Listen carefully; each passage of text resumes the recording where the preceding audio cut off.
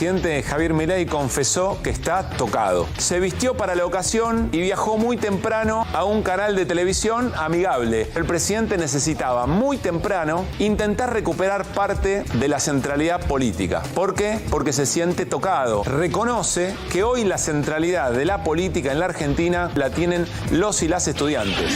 Nos encontramos en un momento de mucha efervescencia del movimiento estudiantil, de asambleas, de vigilias, de tomas. Y la realidad es que también están difamando mucho esto de parte del gobierno, de que los estudiantes somos hijos de ricos, de que los estudiantes no queremos estudiar, que nos cansamos de todo el odio que se viene gestando desde el principio de año, desde la decisión política de financiar la universidad pública. Había una asamblea en la Universidad Nacional de Quilmes que se estaba realizando de manera lo más pacífica y participativa, cerca de 500 personas, irrumpe un grupo de gente que están vinculados a la Libertad Avanza y en particular a la concejal Estefanía Albacete. Empezaron a provocar en el medio de la asamblea, se toma la decisión en medio de la asamblea de pedirles diplomáticamente que se vayan y la respuesta es violenta. Se empiezan a tirar gas pimienta. La mitad de los trasplantes pediátricos de la Argentina se hacen en el Hospital Garrahan. Estamos hablando de 700.000 consultas por año, 30.000 internaciones. Entonces, ver a los mejores pediatras de la Argentina sentados frente a mí, rogando por un aumento salarial, la verdad te digo, no es el país que nos merecemos. Nos decía un médico urólogo que él tiene uno de los médicos de su equipo que se está yendo a España y que no hay en la Argentina quien lo reemplace. Se trata de ingenuos, que somos marionetas, cuando en realidad los estudiantes hemos sido protagonistas de luchas históricas que tenemos en el país. Eso también es lo que enoja y hace que hoy el movimiento estudiantil se haya levantado una vez más. Otra vez, la universidad pública para el gobierno, para el presidente, es una causa noble. Si efectivamente el problema es el curro, ¿qué tiene que ver eso con los salarios docentes? Cuando decimos que el gobierno está tocado, estamos jugando un juego muy conocido, es la batalla naval. Pero la pregunta a esta hora es ¿quién va a hacer agua?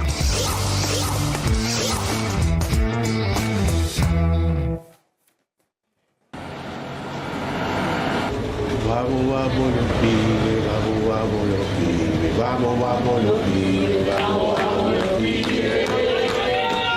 Vamos, vamos los pibes, vamos, vamos los pibes, vamos, vamos los pibes, vamos, vamos los pibes. Vamos, vamos los pibes. Vamos, vamos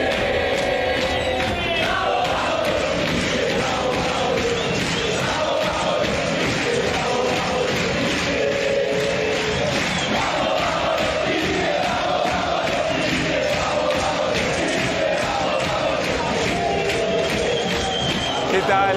¿Cómo andan? Muy buenas noches. Aquí estamos arrancando QR. Bueno, a veces el folclore futbolero sirve para entender muchas otras cosas de lo que nos pasa. Abreviemos o pelemos un poco el diccionario futbolero. En general, cuando jugadores de primera división están un poco ya desgastados, cuando les gusta un poco más todo lo que tiene que ver con las negociaciones, los vestuarios, se olvidan de la pelota, se olvidan del juego, aparecen las nuevas generaciones, las inferiores, y empiezan a mostrar un poquito de aire fresco. Bueno, traslademos eso un poco a la política. La sensación a esta hora es que, como escribía hoy alguien de la revista Anfibia, el gobierno encontró un adversario a su altura. Y son los pibes, los estudiantes, los que de una manera un poco más genuina, casi recuperando lo esencial de la política, protestar cuando se ven afectados en un derecho que les asiste, en este caso la educación pública, la universidad pública, ponen el cuerpo sin más, sin mucha especulación. Mientras los jugadores de primera división parecen que están un poquito fuera de estado. A ver, repasemos. En el Congreso Nacional hay dos escenas puntualmente. Una escena de sectores de la política que no están de acuerdo con el gobierno, pero que sin embargo levantan la mano y le aprueban cosas que no tienen que ver con sus propias promesas. La política ahí deslegitimada. Otros que reciben distinto tipo de violencias permanentemente, se los agrede de muchas formas y parece que eso está naturalizado y nadie reacciona y nadie pone un límite. Pensemos en la CGT, cuyo silencio a esta hora aturde. Pensemos en los partidos tradicionales, la Unión Cívica Radical, el peronismo, de distintas maneras, pero envueltos en internas que efectivamente los están desangrando y que los alejan. Nadie comprende esas internas, pero los alejan de ese ejercicio de la política, insisto, más genuino. Y ahí aparecen los estudiantes en una causa absolutamente comprendida por distintos sectores de la sociedad que incluso logran interpelar a otros sectores que no están en este momento cursando las universidades o en las facultades y logran eso que la política tiene como esencia. Recuperar lo genuino, un aire fresco. Por eso parecen ser los pibes los que están dando una lección de qué era aquello de la política, de qué era aquello de movilizarse, de poner el cuerpo y sobre todo los pibes de quienes se ha dicho cualquier cosa, que estaban en TikTok, que estaban con las cabezas gachas mirando las pantallas, que se habían vuelto de derecha, que ya no eran rebeldes. Bueno, ahí están, insisto, obligando al gobierno a trabajar sus argumentos y quedando en offside, seguimos con la metáfora futbolera, porque no encuentra manera de hacerlos retroceder. Veremos cómo sigue, nunca es sencillo sostener conflictos de estas características. La táctica de los estudiantes parece ser acertada.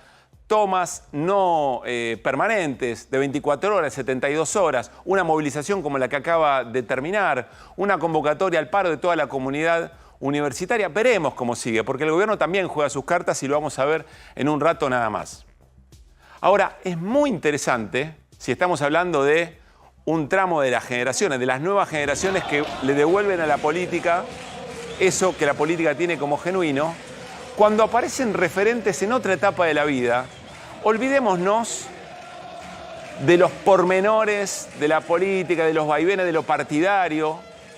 Pensemos que hay algunas personalidades formadoras de opinión que también están obligadas a representar, que aquellas personas que consumen lo que hacen también piensan y con quien tienen que contactar.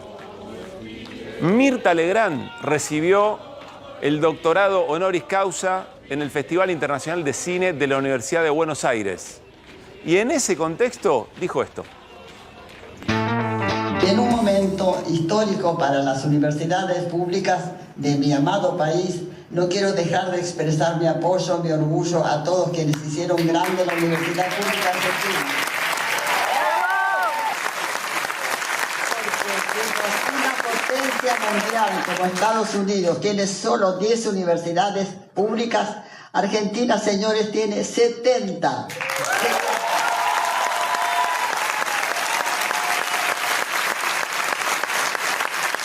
Está muy bien que los distintos gobiernos o administraciones hagan un saneamiento de lo que está mal, pero con el máximo cuidado, con respeto y preservando un tesoro que tenemos, que nos envidia el mundo entero, la educación universitaria gratuita en esta universidad.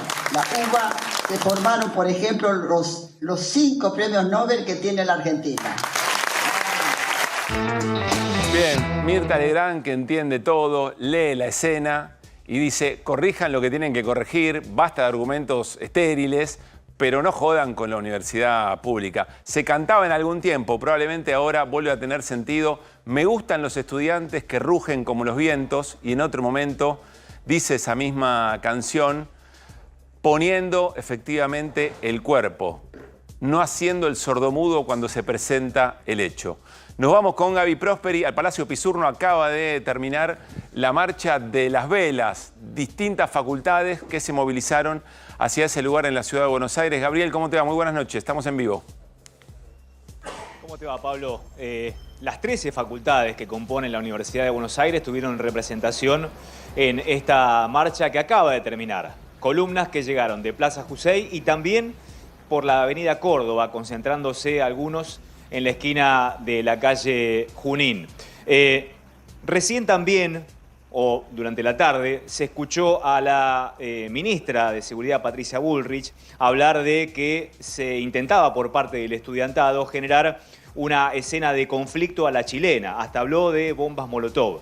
Y ponía el interlocutor en un ellos, ¿no? Como que son algo unívoco el movimiento estudiantil. Y esto realmente es lo que deberíamos corregir, porque no solamente desde el punto de vista ideológico, sino desde el punto de vista metodológico, se ven diferencias, más allá de que el plan de lucha es único, en contra del desfinanciamiento que propone el gobierno nacional para con las universidades públicas, pero me refiero a la metodología, porque no todas las facultades están tomadas con el consentimiento del centro de estudiantes. Es más, hay muchas unidades académicas en las cuales su centro de estudiantes no está de acuerdo con las tomas, pero sí las agrupaciones que siguen esa metodología están allí adentro y les permiten estar haciendo una especie de vigilia, todo con la universidad o cada una de las unidades académicas de las facultades funcionando. Y decía lo de la metodología, Pablo, y este difícil concepto del ellos que propone el gobierno, porque estamos justamente con una de las actrices, si se quiere, de esta escena. Vos decías, ¿le ponen el cuerpo? Bueno, la presidenta del centro de estudiantes de una de esas unidades académicas, la Facultad de Ciencias Sociales, ¿digo bien? Agostina Olivera está con nosotros, estuvo en la marcha, y le vamos a preguntar a Agostina, si me lo permitís, Pablo, esta escena de que todos los estudiantes son una sola cosa, que piensan todos igual y que buscan un solo objetivo. ¿Es así o no, en términos de lo que plantea, por ejemplo, el gobierno a través de la ministra Bullrich?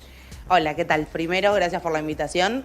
La realidad es que yo creo que efectivamente los estudiantes no somos una sola cosa, hay estudiantes que pensamos muy distinto. Sin embargo, sí creo que tenemos un objetivo en común, que es el de recibirnos. Y para recibirnos necesitamos tener financiamiento, básicamente, y para recibirnos necesitamos tener docentes y no docentes que puedan venir a trabajar. Y eso se expresa en, hubo marchas el 23 de abril, el 2 de octubre, a las que vinieron un montón de compañeros y compañeras que votaron a Milei, que al día de hoy quizás todavía lo bancan, pero creen que es un límite lo que están cruzando, al igual que el conjunto de la sociedad argentina, que seguramente hay un porcentaje alto que lo sigue acompañando, pero que sin embargo salió el 23 de abril, el 2 de octubre, a decirle, con esto no te metas, hasta acá. Las universidades son algo que todavía la sociedad argentina, por suerte, cree que es necesario que el Estado Nacional se haga cargo de nuestro derecho a la educación superior. Así que yo creo que si bien pensamos muchas cosas muy distintas, los estudiantes actualmente y seguramente a lo largo de nuestra historia, sí lo que está sucediendo hoy es que tenemos un objetivo común, que es el de poder luchar en defensa de nuestra universidad. Y la marcha terminó absolutamente en términos pacíficos. Ya te está escuchando Pablo Agostina. Hola Agostina, buenas noches, gracias por estar allí. ¿En qué momento dirías que está la relación de la comunidad universitaria con el gobierno? En un pésimo momento, posiblemente de los peores desde que arrancó este gobierno. Este es un conflicto que ya lleva 10 meses. No tiene muchos precedentes, conflictos tan largos necesariamente. Durante el macrismo tuvimos conflictos también con ese gobierno en 2016-2018. No duraron 10 meses, el gobierno dio respuestas previamente sin haber tenido movilizaciones como la que ya recientemente nombraba y sin haber tenido en algunos momentos esta cantidad también de movilización en las distintas facultades de la Universidad de Buenos Aires y de todo el país. En ese plano yo creo que estamos en un mal momento en el punto en el que ellos no nos quieren dar respuestas tan, un poco lo decían recién, viene Bullrich hoy mismo, cuando veníamos a hacer una movilización pacífica, a decir que queríamos implantar terror y venir con bombas Molotov. Somos estudiantes universitarios que estamos haciendo el esfuerzo todos los días para poder recibirnos, para poder cursar y que ahora en el medio de eso también estamos tomando nuestras facultades, como la Facultad de Ciencias Sociales que está tomada en este momento, durmiendo ahí, bancándonos una olla popular todos los días para bancar la comida de los compañeros y compañeras, organizando clases públicas para sacar la normalidad de lo que sucede entre las facultades a la calle para que todo el mundo vea que no somos estudiantes fantasmas, como el presidente vino diciendo, que nuestros docentes y no docentes laburan una barbaridad y se rompen el lomo para poder acompañarnos en nuestras cursadas. Así que creo que efectivamente estamos en un momento muy difícil con el gobierno, en el que esperamos que recapaciten. Y Agostina, ¿cómo sigue? Porque siempre conflictos muy, cuando tiene momentos o picos muy agudos, y sobre todo cuando además tiene un alcance federal, como vos decías, hay que remontarse muchas décadas atrás para encontrar tomas simultáneas de distintas facultades, clases públicas, asambleas y demás. El desafío, me imagino, es cómo sostener y que no se desgaste. Todos los gobiernos apuestan en conflictos de estas características al desgaste. ¿Qué es lo que están pensando? ¿Cómo siguen las estrategias de lucha?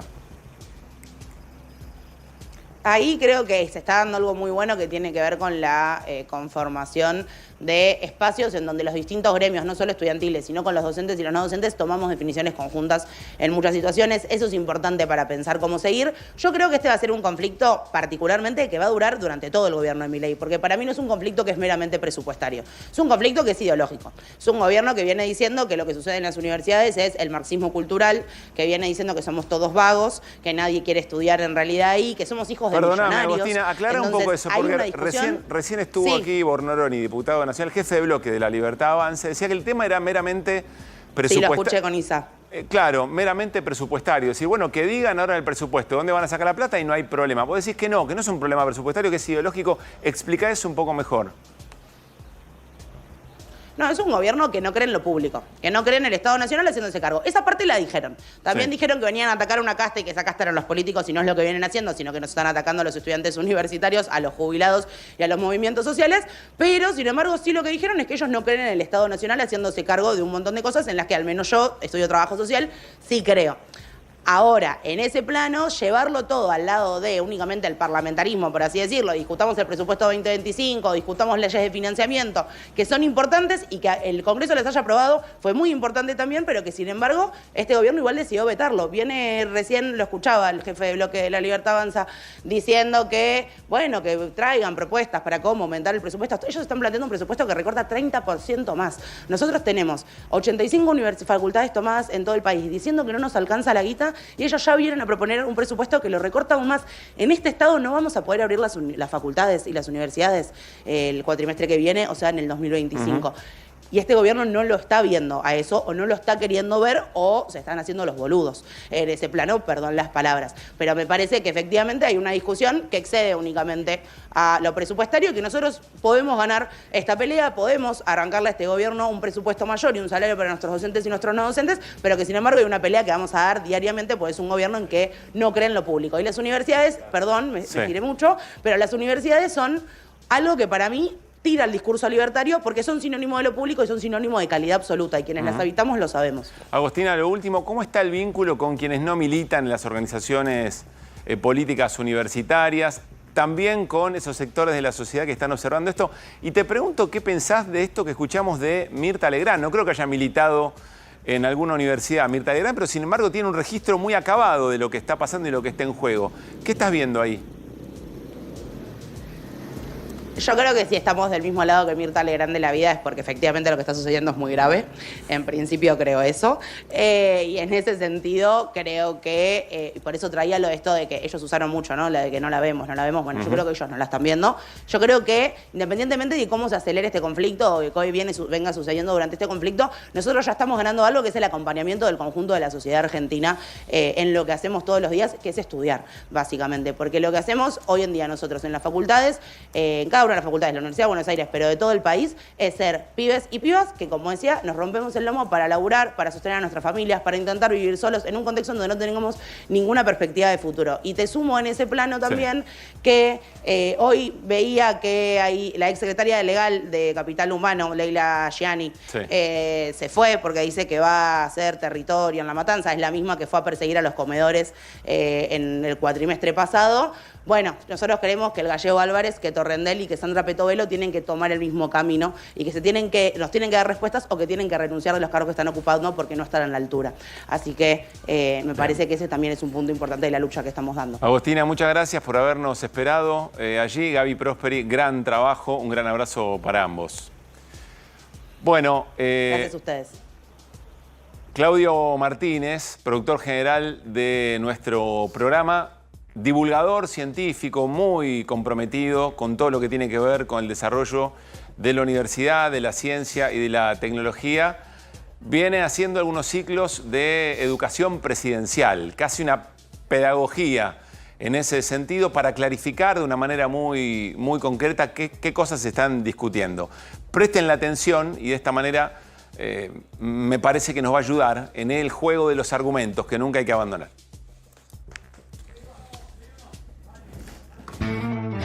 Bienvenido a una nueva clase de la educación presidencial. Y hoy le voy a proponer un juego. Presidente, en el conflicto que usted disparó contra las universidades públicas, se tiran cifras, se distorsionan los hechos y se inventan escenarios. Juguemos entonces al verdadero o falso. Primera pregunta, el gobierno dice que las universidades inventan estudiantes. ¿Verdadero o falso? El presupuesto no se asigna por cantidad de estudiantes, sino por una combinación de salarios, gastos de funcionamiento e inversión en proyectos de investigación. Segunda pregunta, el gobierno dice que los pobres no están en las universidades. ¿Verdadero o falso? Falso. Este año el 48,5% de las familias de los alumnos inscriptos están por debajo de la línea de pobreza. Tercera pregunta, el gobierno dice que no hay auditorías sobre lo que gastan las universidades. ¿Verdadero o falso? Falso. Las universidades lideran el ranking de transparencia que elabora la Jefatura de Gabinetes de Ministros. Además tienen controles internos de la Auditoría General de la Nación y del Congreso Nacional.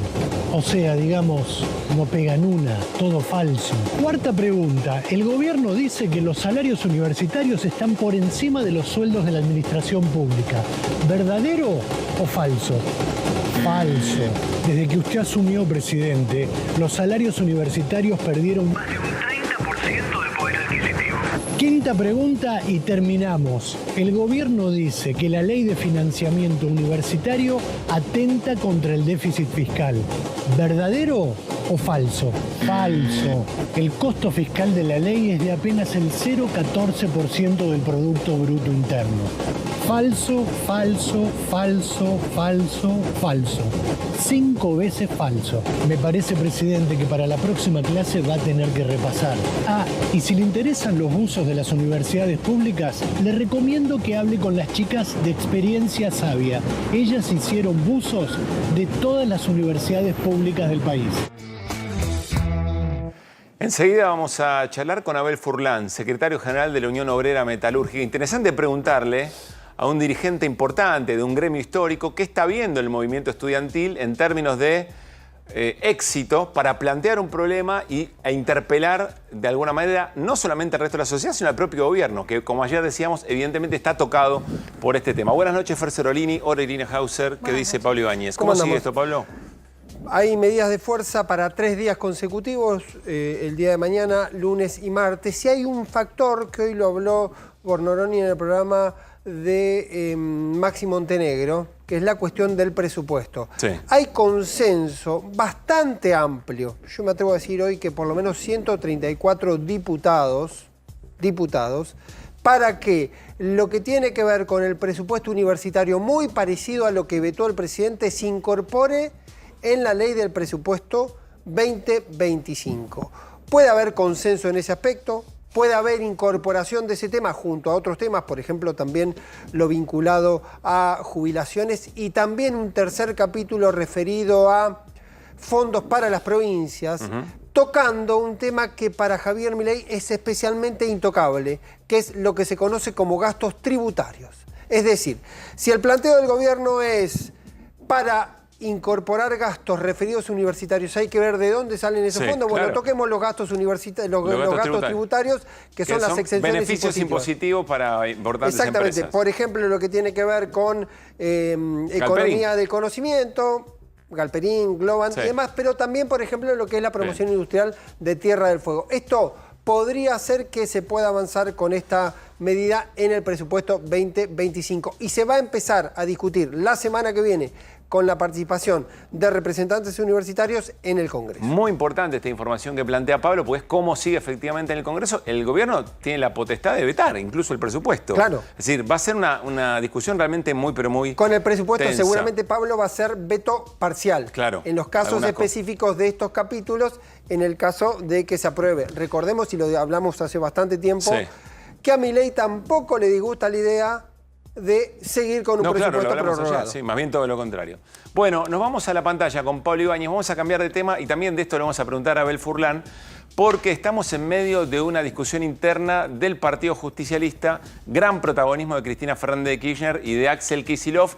En el medio, por supuesto, también Ricardo Quintela, que es quien también, como Cristina Fernández de Kirchner, se postula para presidir el Partido Justicialista, sabiendo que ahí se decide algo más que la interna del Partido Justicialista. Posiblemente la dinámica del partido más importante de la oposición en los tiempos que vienen en la Argentina. Vení, Pablo. Sí. Todo Vamos a ocurre recu- además, Sí, Pablo, vamos a recuperar primero una portada que usamos en estos tiempos que tiene que ver con el Pejotris. Sí. Armar el Tetris del peronismo Así con esta es. complejidad. La de original, lo que versión supone. de la década del 80, ¿no? No se da en un contexto menor porque mañana es 17 de octubre. Claro. Mañana va a haber un acto de Axel Kicillof en Berisso, kilómetro cero del peronismo. Va a haber al menos otro acto, también por el mismo motivo, en la capital federal. Sectores del peronismo de la capital, entre ellos la Cámpora y el espacio de Víctor Santamaría, convocando... Cierra Mariano Recalde, no se sabe si va a estar Cristina, se jugaba con esa posibilidad. Hoy estaba confirmado, por lo menos del sector de Cristina, me decían que no está previsto que vaya. Yo mirándolo en un sentido muy chiquito, te digo, va a haber un acto de 10.000 o 15.000 personas en Berisso. Cristina puede ir a un acto a la Federación de Box donde puede haber como mucho 2.000 personas. No. Por el otro lado, Sí. no descartaría, y esto es más arriesgado, que haya alguna actividad de Cristina como hubo la otra vez en La Matanza. ¿Por qué? Porque también Cristina está queriendo presidir el PJ y en un día especialmente sensible como el 17 de octubre uno imagina que el aspirante a presidir el PJ podría tener algo más que un mero tuit. Bueno, sobre todo cuando el otro aspirante, Ricardo Quintela, dice que el rol de Cristina debería ser hacer esas clases magistrales en el país, lejos del territorio. ¿Hubo reunión o no hubo reunión, Mirá, Cristina Kicillof? Hoy, a mí recién, hoy a la tarde, Sí. del Mundo Cristina me dijeron que no hubo reunión. Cuando se confirman para mí las dos versiones de que no hubo reunión, me quedo con la certeza de que hubo reunión, que lo que pasó fue que la reunión estaba confirmada. Extrañamente se puede haber filtrado que iba a haber una reunión, lo cual ya era un dato negativo, porque esas reuniones ocurren, no se anuncian. Sí. Y lo que vino después era admitir la existencia de la reunión, era admitir o bien que fue muy picante o admitir que hay una posibilidad de negociación.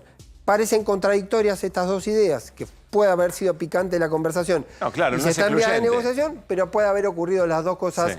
al mismo tiempo. Juguemos tomando las referencias oficiales o las versiones oficiales de que no hubo la reunión. Yo me quedo con la sensación de que efectivamente hubo una reunión, que fue en la casa de un dirigente porteño de la ciudad de Buenos Aires, que fue larga y que fue picante, y que abre la variable para una conversación y una solución de algo que tiene que ocurrir el próximo sábado, que es ¿Por qué? justamente el cierre de listas Sí.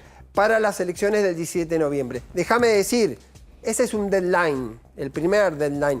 Tranquilamente puede postergarse la elección o llegarse a un acuerdo durante el curso, pero va a haber una reunión. También Cristina Quintela, que me confirmaban hoy desde los dos campamentos, el día viernes, que debería ser la instancia final para encontrarle una salida a este conflicto. ¿Qué nos trajiste acá? Pero en este marco hubo un estudio de Prosumia, una consultora que trabaja con temas muy específicos, picante en algunos casos. Bueno, Hizo un estudio, démoslo por hecho, solo con afiliados del peronismo. Un primer dato para ver cuál es el contexto. 9 de cada 10 afiliados cree que el peronismo es responsable de la victoria de Javier este dato Milei. es de verdad muy, muy llamativo. Es 9 de cada fuerte. 10 afiliados al Partido Justicialista creen que el peronismo es responsable de la victoria de Milei. Porque en realidad lo que es decir que el peronismo con el fracaso o la mala praxis o los resultados del Frente de Todos lo que hizo fue allanar la llegada de Javier Milei.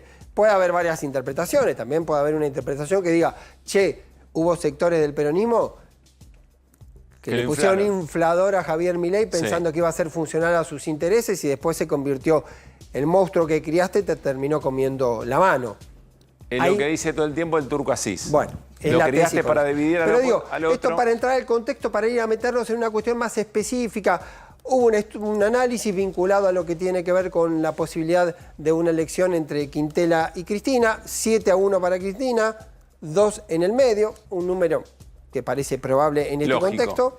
Habrá que ver qué pasa si después haces 6 de 10 afiliados dicen a su vez que el peronismo necesita nuevas ideas para comprender la situación actual y nuevas canciones. Sí.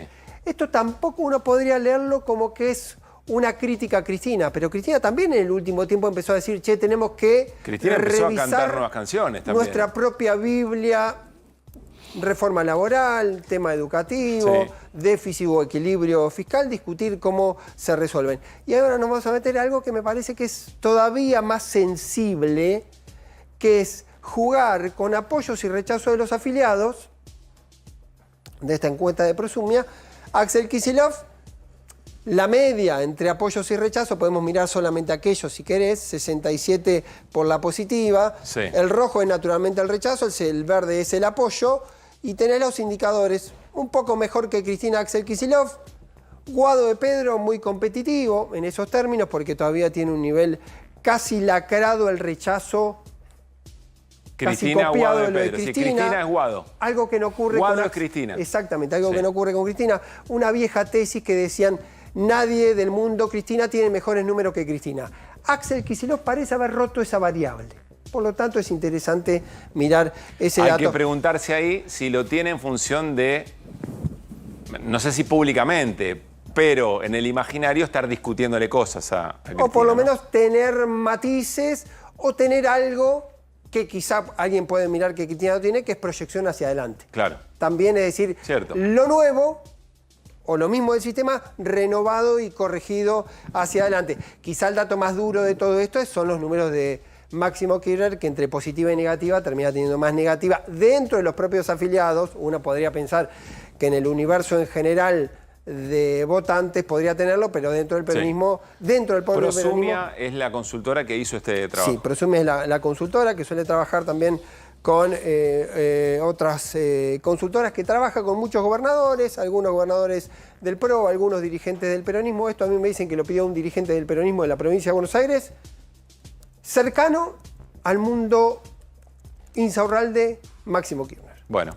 Un dirigente del norte del Gran Buenos Aires, es el dato que a mí Sí. me dan al respecto. Y pasamos al último estudio que tiene que ver, ya salimos del estudio de Prosumia, esto es de CBE, y esto No se preocupen, es mucha información, pero se puede explicar muy es interesante sencillo. para mirarlo, digo, más allá de los datos. Esta ya es otra Esta es otra consultora, es CBE, de Cristian Boutrier. Opinión pública. CB, consultora de opinión pública. Sí. Bien. Y lo que hace una proyección electoral en la provincia de Buenos Aires para el 2025. Sí. Y hace un juego muy interesante que cuáles son los pisos y los techos electorales. Es decir, cuánto es el máximo que podría Sí. sacar algún ¿Y candidato. cuál es el piso que garantiza, por otra parte? ¿Y cuánto es el piso que garantiza? Sí. Y ahí encabeza, con techo electoral, el techo electoral más alto, es un dato importante para Cristina, 42.3. Es Sí. alto el techo electoral que da Cristina. Me voy a permitir un... Me sorprende Expert. Bueno, pero me voy a permitir Dale. un dato en diagonal. Sí.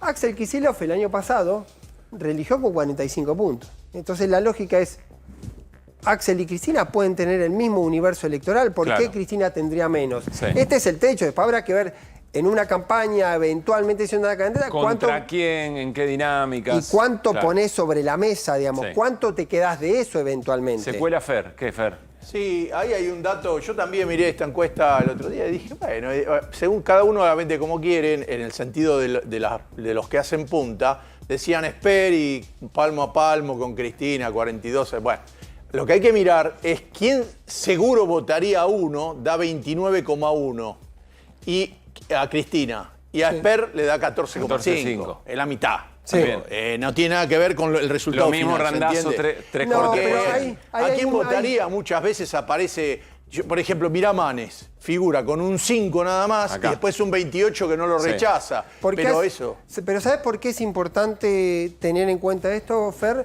Porque las elecciones son de opciones. Vos después llegás a votar entre 3, 4, 5 Sí, pero candidatos. Esper siempre fue un Entonces, fiasco y va a seguir siendo siempre un más fiasco por más que importante hagan el estas rojo. encuestas. Siempre más Va a importante ser el un rojo, en fiasco todo siempre. caso, a quien nunca votaría Claro, eventualmente porque se decide por en esa rechazo. ecuación. Está bien. Nunca Por eso, votaría pero- sería eso. Está bien. Porque lo que ocurre con Esper, y tomo el dato de Fer, que yo quizás lo tomaría, lo de Esper lo vincularía con cómo son los números de Karina Milei, que está mucho más abajo, porque Karina Milei tiene 60 de nunca la votaría. ¿Sí? Estamos hablando de un techo electoral de 35 contra 42 de Milei, de Esper. ¿Qué es lo que pasa con Esper? Y lo dicen en el propio gobierno, es la figura que mejor solapa el voto de Milei. Es el que más contiene al votante de Milei y por eso está pensado para Javier Milei, que su principal representante es Esper en la provincia de Buenos Aires. Algo que no ocurre ni siquiera con su propio apellido. por lo menos si uno mira esta encuesta, que ahí me parece que hay un dato interesante. Para seguirlo, porque después acá empiezan a jugar otras cosas, obvio que el techo electoral no está garantizado. Vos después lo tenés que construir y lo tenés que consolidar eventualmente. Las otras dificultades es que acá estamos hablando de todos actores individuales. Uno imagina que Cristina Kirchner, por ejemplo, va a compartir el mismo espacio que Sergio Massa. Pero no tenés la certeza que Spert va a compartir el mismo espacio que Vidal y que Santilli, por ejemplo, porque no se sabe qué va a ocurrir entre la Libertad Avanza y el PRO. Y ahí hay voto compartido. Hay un trabajo de Alfredo Serrano Mancilla interesante que dice, cuidado con las encuestas, pues son datos importantes, después hay que saber cómo leerlas, en qué dinámica se dan, es una foto, hay que ver después cómo se... Pero son datos valiosos importantes. Yo lo que digo con las encuestas, que siempre es un insumo para tratar de leer, no es una foto rígida y no es una foto... Ni tampoco un mandato para quien la lee, absolutamente, ¿no? que pueda definir. Después también es cierto que hay momentos que lee encuestas que le pueden resultar más simpáticas y otras que le pueden resultar menos simpáticas. Entonces, o crees en las encuestas o no crees. Que algunos dirigentes de la política toman a las encuestas como las nuevas generaciones a las pantallas, ¿no? Como muy ahí, dejando de ver otras cosas y aferrándose a estas cuestiones. Bueno, gracias, Pablo. Vamos a la mesa y ya empecemos a charlar con Abel Furlan, secretario general de la Unión Obrera Metalúrgica. Abel, ¿cómo estás? Buenas noches, gracias por la invitación. Gracias por haber venido. Voy un poco más atrás en lo que recién nos contaba Pablo y enseguida te quiero preguntar por la CGT, por los estudiantes, por el gobierno y la calle. Pensaba mientras Pablo nos contaba que no se sabe si hubo reunión, si sí hubo reunión y qué pasó, que eso es una buena muestra de lo que implica el riesgo de una interna de estas características pensando en militancias, el resto de las dirigencias, ni hablar de gente común y corriente que por ahí no tiene tanto vínculo con la política, ¿no? Sí, yo primero celebro que la compañera Cristina Fernández de Kirchner haya tomado la decisión de volver a ponerle el cuerpo a una situación compleja de nuestro espacio político, en lo personal y por supuesto en lo político. Me parece que pararse por encima de la situación que hoy vive nuestro espacio para tratar de darle un ordenamiento es algo que hay que rescatar y que yo en lo personal valoro. Después, si hubo reunión, no hubo reunión, a mí no me consta, no tengo esa información. Sí creo que en ambos compañeros, tanto en Axel como en Cristina, hay una capacidad y una inteligencia que seguramente les va a permitir conversar y tratar de ponerse de acuerdo en un contexto donde, a mi entender y una opinión muy particular, no hay espacio para una confrontación, para una interna. Yo creo que hoy la sociedad está esperando del peronismo que se ordene, está esperando del peronismo que interprete las demandas y las necesidades que hoy tiene, y me parece que eso debería ser la agenda principal de nuestro espacio político. Después, claramente, a ver, el peronismo nunca fue un conjunto de carmelita descalza, siempre hubo disputas, siempre hubo interna, de esas cuestiones nadie se puede llegar a asustar. Sí es cierto que en el contexto que hoy vive la Argentina, estar dirimiendo una interna de esta naturaleza, con las necesidades y las vicisitudes que tiene nuestra sociedad, no sería la mejor idea. Ahí, Abel, hay una pregunta, que es ¿qué es lo que se está discutiendo? Porque vos decís, bueno, Cristina y Axel Kicillof seguro comparten una idea de país y principios ideológicos muy, muy concretos. Están viendo la misma escena, tendrán algún matiz, pero están viendo quieren el mismo peronismo para la Argentina que de Milei. Por ahí hay otros sectores del peronismo, gobernadores que le están dando herramientas, que lo acompañan al gobierno, que parecen más aliados del gobierno, colaboradores del gobierno que otra cosa, y vos sí decís, bueno, ahí puede haber una disputa. ¿Qué es lo que se discute eventualmente? Yo no tengo dudas, a ver, yo tengo un aprecio muy particular por ambos, por Axel y por Cristina, y no tengo dudas que... Perdón, porque si no se entiende que se discute, ahí sí le empieza a quedar lejos la discusión al resto de la sociedad y a la propia militancia. Pero yo creo que es una discusión más por lo que genera el entorno que lo que pueden llegar a tener ellos como pensamiento distinto. Yo no tengo dudas que ambos piensan el mismo país. No tengo dudas que interpretan al peronismo de la misma forma. Yo creo que lo que sí está en discusión acá es qué es lo que pretende representar el peronismo, qué es lo que quiere ser el peronismo. Y acá me parece que hay mucho para discutir.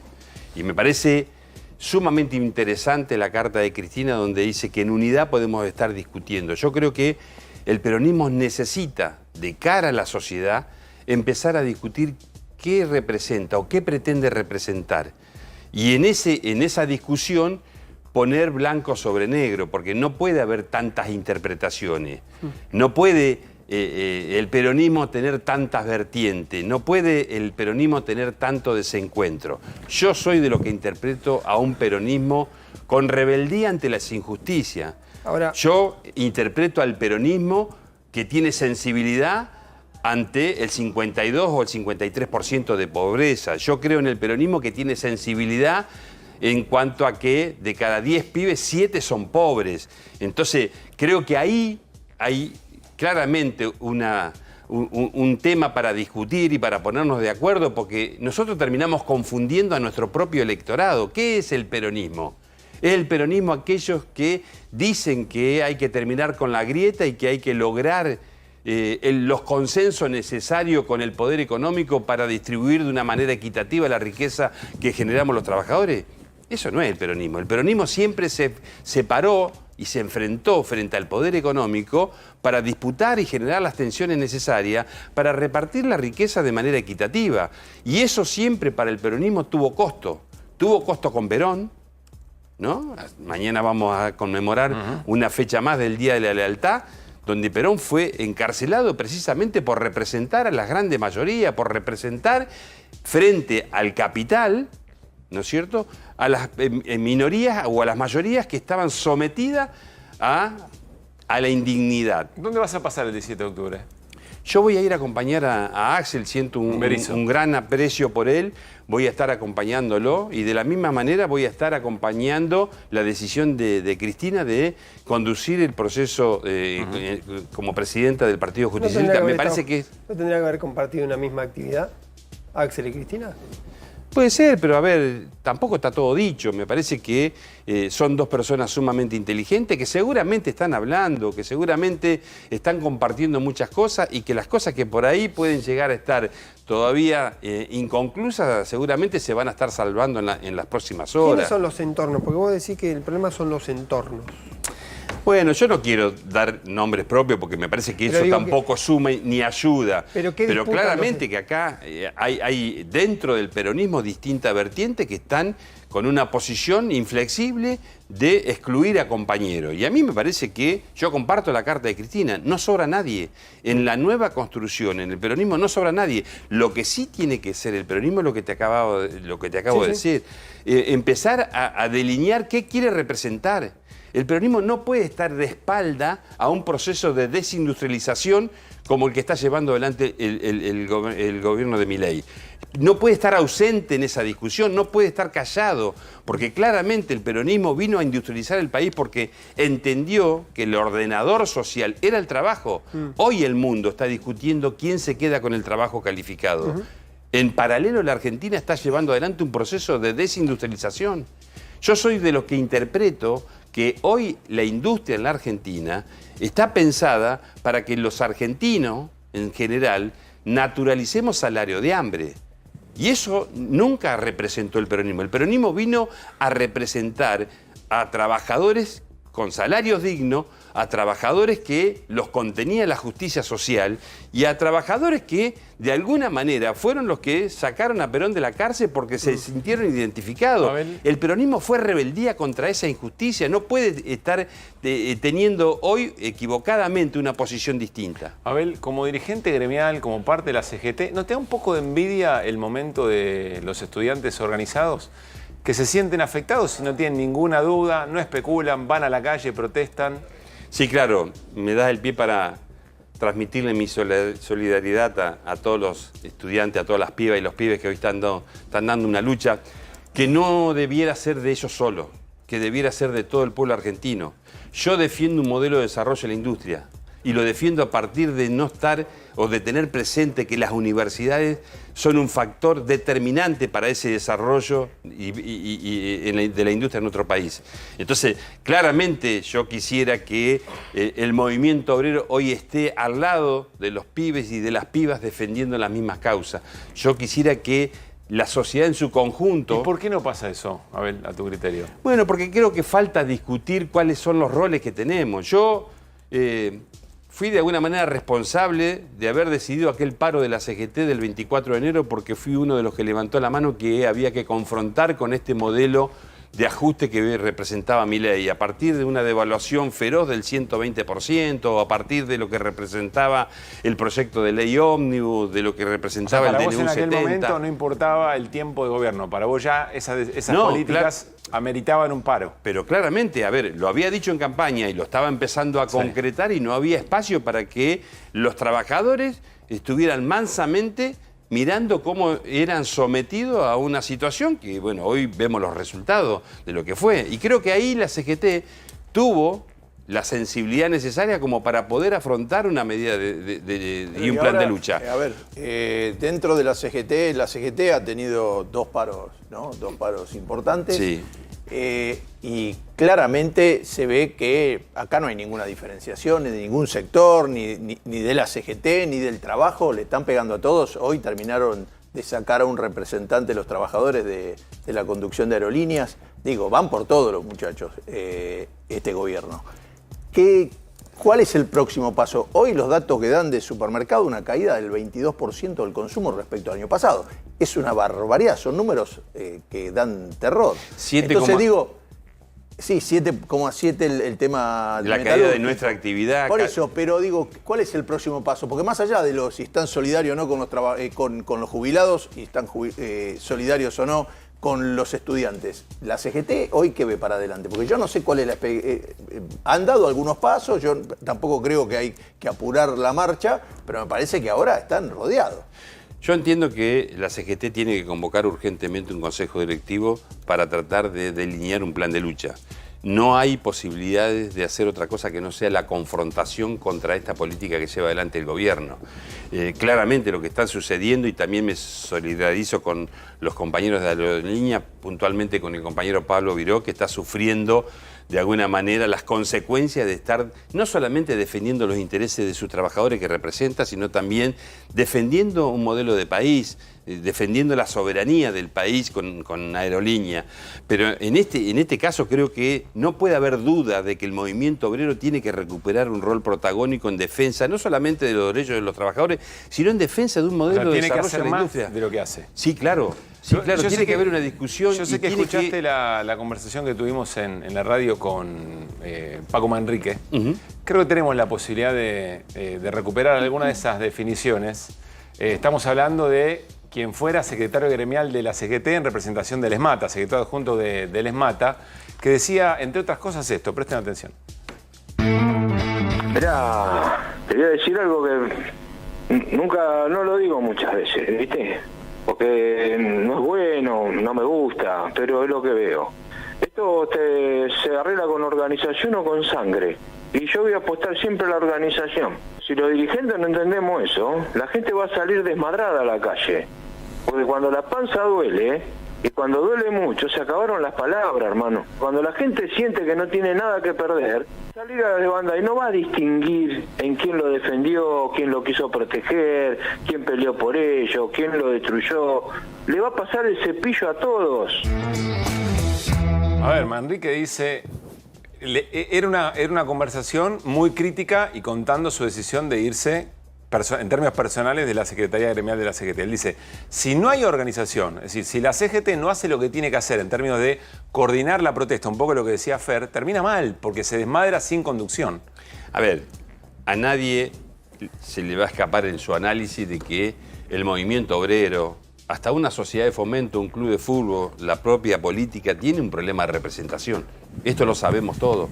Y el movimiento obrero tiene que mirarse hacia adentro para resolver ese problema de representación. Pero es que le están rompiendo la estructura, es como lo que quieren hacer con la AFA. Bueno, a ver. Están rompiendo, si van por todo, van por la AFA, pero no, más allá del Chiquitapia, lo que sea. Y va a eso, claramente, si no nos damos... sacarlo todo. Si no nos damos cuenta que vienen por todo y que esa negociación de manera individual de algunos pretendiendo salvar su quinta no va a tener ningún asidero, y eso es la consecuencia de que después nos pongan a todos, ¿no es cierto?, en la misma categoría. Yo trato de, en mi organización, tratar de recuperar la representatividad. Es más, he creado un instituto político sindical para formar los cuadros políticos sindicales de mi organización, porque quiero recuperar un rol protagónico, no solamente en defensa de los derechos que representamos, sino en la defensa de un modelo de desarrollo de un país que hace 200 años que estamos discutiendo y que no nos ponemos de acuerdo. Lo que te decía recién, el mundo está discutiendo quién se queda con el trabajo calificado. Si nosotros no ponemos esta agenda desde el movimiento obrero, ¿no es cierto?, y que se haga cargo también la política de discutir de cara a la sociedad que lo que está en juego es el trabajo, es la dignidad de cada uno de los habitantes de esta tierra, que si no lo hacemos nos vamos a quedar con la marginalidad, y que hay sectores de poder hoy en el gobierno que son los que conducen, que son las multinacionales, que pretenden que los argentinos naturalicemos salario de hambre, que en la industria el salario solamente alcance para 15 días garantizar el plato de comida. Eso el peronismo lo tiene que revisar y tiene que mostrar rebeldía y lo tiene que plantear de cara a la sociedad. Es más, tiene que profundizar y tiene que saber y decirle a la sociedad que en la disputa de esa transformación va a haber costos que pagar. Yo te quería preguntar justamente por eso, porque vos hablabas antes de la necesidad de la confrontación con lo que plantea el gobierno. ¿Cómo puede confrontar el peronismo con esta situación que está exhibiendo, ¿no? Donde por lo menos la unidad no se ve? Bueno, habemos compañeros y compañeras que estamos dispuestos a dar este debate y a profundizar y a reivindicar el peronismo histórico, aquel peronismo que mostró rebeldía, que tuvo sensibilidad, que se paró entre los poderosos a disputarle y a generarle todas las tensiones necesarias para que nuestro pueblo tenga dignidad. Y creo que esto es lo que tiene que recuperar el peronismo, porque si recuperamos esto, vamos a recuperar credibilidad, vamos a recuperar representatividad en la sociedad y seguramente no solamente vamos a alcanzar la posibilidad de ganar una elección para volver a recuperar el gobierno, sino a recuperar el poder, porque acá no va a alcanzar con recuperar el gobierno. Vamos a tener que recuperar el poder, porque el poder real hoy ha hecho una alianza estratégica con los medios hegemónicos de comunicación y con la justicia, y cada vez es mucho más poderoso y cada vez tiene mucha más posibilidad de someter a la política como herramienta de transformación de nuestra sociedad. Con lo cual, nosotros vamos a tener que decirle a la sociedad que todo lo que hagamos en disputa en contra del poder real, para que nuestra sociedad tenga dignidad, eso va a tener costo. Y que eso se va a tener que hacer con tensión y con disputa. Abel, gracias como siempre por haber venido. Que esté muy bien. Nos vamos a quedar en algo que Fer Cerolini recién mencionaba. Tiene que ver con los números del consumo y la caída interanual que parece no tener piso, Fer. Sí, los supermercados sufren la mayor caída de ventas del año, del año. Y hay un mes que se salva, que era diciembre, que la gente se estaba estoqueando. Estamos acá viendo la placa. 22,3 respecto a 2023. Esa es la caída. 22,3 y el anualizado da 11,9. 22,3, mire, yo le hago así. ¿Usted se acuerda del 3 empanadas, 4 empanadas? Sí, señor. ¿Cómo era? Era Brandoni hablando de 3 empanadas. Sí. Dice, qué miseria, 3 empanadas. Va y llega con la empanada y le come señor. una de las 3. Bueno, Milei no llegó con 3 empanadas, llegó con 4. Había 4 empanadas. Sí. Y dice, qué miseria, che, este país como viene, lo tengo que resolver. Había 4 empanadas y se come una. Estaba comiendo una. Claro, 22,5 es la que casi falta. es la que falta. Está bien, este año, si te comías 4 empanadas, te estás comiendo El 3. acumulado enero-septiembre es un dato 11,9, también. sí, pero claro, ha empeorado. Tenemos una plaquita que muestra cómo es la caída. Es un récord, yo no sé para atrás a dónde llega. Vamos a ver, mire ahí. Sí. ¿Ve? Empieza diciembre 1,4, que era todavía la gente diciendo, bueno, che, el dólar va a ir a 3.000 pesos, estoquémonos. Claro. Eso había pasado en lo anterior, en septiembre, octubre, noviembre, que la gente se había estoqueado. Eso llegó a diciembre, porque bueno, lo que le quedó de plata a la gente fue a comprar. Sí. Mire, empieza enero la caída 3,5, febrero 4, después marzo 7,4, abril 13,7, Mayo 9,9, ahí quizá te hablaban de rebote, ¿no? Mirá, cayó menos, hubo ¿Qué quizá... decía? El gobierno decía, lo que pasa es que se habían estoqueado, la comparación era brava y ahora se acabó lo que se estoquearon, ahora vuelven a consumir. Ahora la gente lo que puede consumir, Sí, pero fíjate no. vos que estabas en 17,6 el anterior y ahora pasó a 22,3. Es un número que yo no sé, no sé ni los demás, los países en guerra si lo tienen. Porque justamente en guerra tenés que comer. Se habla de las comparativas con la pandemia, por ejemplo. Sí, sí, yo creo que debe haber esto, no sé, el desestacionalizado y hay que buscar. Creo que en algún lado está la placa grande. Pero bueno, esto acá lo que muestra es el AMBA y el interior. Mire, uno pensaba, pobre, el AMBA está sufriendo. Acá tenés septiembre 24 versus septiembre 23. A la izquierda, ve AMBA. Sí. 19,4 el AMBA. Y el interior está en 22,9. Y si toma eso en supermercados de Canadá, si tomás autoservicios independientes, está en 30,8 el interior. Tremendo. Por eso, hay cifras que hay que ver cómo las miden, pero a veces lo que sí me viene asombrando es que en las dos últimas publicaciones de Sentia, que es que hace este estudio, el interior está peor que el AMBA. Que generalmente uno dice, bueno, ¿no? Donde más gente vive, están apretados, qué sé yo. Bueno, cifras realmente escalofriantes. Pasemos ahí, creo que alguna plaquita más, que es por productos. Fíjese, alimentación. Es una caída del 19,6. Eso es inelástico. Se supone que la gente no puede comer un quinto menos, porque no se redujo la población argentina. O sea, el deterioro de la calidad de vida ahí es realmente muy importante. Claro, porque es como si se hubiera reducido la Argentina a 9 millones de habitantes. Claro. O antes comían de más, no sé qué. Bueno, bebidas con alcohol, 25,1, demuestra que la gente no privilegia los vicios, ahorra más en eso que... bebidas sin alcohol, 26,7. Las gaseosas, sabemos que claro, hay marcas de las principales colas están en una caída del 50%. Porque lo han suplido marcas argentinas más baratas, ¿no? Desayuno y merienda, 21, higiene y cosmética. Mire, un cuarto de cada 4 cosas de higiene y cosmética se compra una menos de cada 4. Y los impulsivos, que son los caramelos, los chicles, las cosas así. Esa es una caída. Una caída caída lo primero terrible. que recortás. Limpieza y hogar, perecedero. Bueno, nada. Es realmente impresionante lo que está pasando. ¿No? Son cifras que no. La estimación también es que puede ser que octubre y noviembre ocurra más o menos parecido porque coincide con 3 años del 2023 entre elecciones. 3 meses. Entre la PASO, los 3 meses, perdón.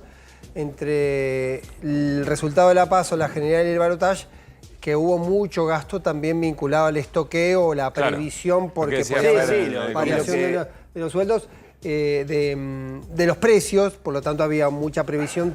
Bien. Por eso algunos indican que puede ser que octubre y noviembre sigan más o menos. Pero no, hay reuniones de la UIA que han tenido gente, que están reuniéndose los empresarios y empiezan a decirse cosas entre ellos como diciendo, muchachos, ¿cómo es? No sé, ¿viste esta frase que salió hoy que habría dicho... Fune de Rioja, una nota muy interesante de Leandro Renaud. Sí.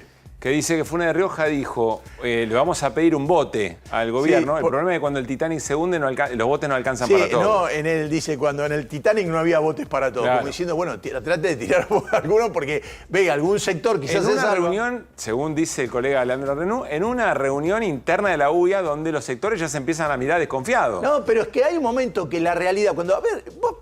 Eso, aquello de que el bolsillo era, el que decía Perón, es el más sensible. Que la gente dice, bueno, acá se equivocó Perón, por eso ganó Milei. No, porque vos llegás y no pasa de movida. Entonces empiezas a sentirlo cuando decís, che, ya no puedo pagar esto, no puedo pagar lo otro. Cuando los estudiantes dicen, che, no voy a poder seguir estudiando, y los jubilados dicen, me está sacando la plata. Entonces hay un momento que te dicen, hay como una cultura, yo creo que realmente es esto, hay como una cultura del despojo. Yo te saco, todo es te saco. Y está pasando que si vos, yo creo que viste que las encuestas, las preguntas que hacen para cómo vas a ver qué responde la gente y no hacerle lineal, ¿te gusta Milei, no te gusta Milei, te gusta...? Preguntas indirectas para tratar de pescar hay una pregunta que yo creo que tendrían que hacer. ¿Estás gastando parte de tus dólares ahorrados? Sí. ¿Crees que las condiciones de la Argentina te lo van a permitir recuperarlos rápidamente? Yo creo que el 90% te dice, no, hermano, los dólares que vendo no los recupero más. Gracias, Fer. Nos vamos a ir a una tanda. Llegó el momento de ahorrar en combustible. ¿Sabías que si te pasás a GNC ahorrás miles de pesos por mes? Pensá en gas argentino, pensá en economía y medio ambiente, pasate a GNC. Vamos a ir a una tanda. Al regresar está con nosotros el diputado nacional Leopoldo Moró. Un cruce, yo no diría fuerte, yo diría violento, con la ministra de Seguridad Patricia Bullrich. Vamos a desandar ese camino con Irina Hauser y después vamos a preguntarle a Leopoldo Moró que hizo su descargo, que dijo que le va a hacer una denuncia a Patricia Bullrich. Bueno, a ver qué es lo que está reflexionando a esta hora, después, insisto, de ese intercambio. Pausa y estamos.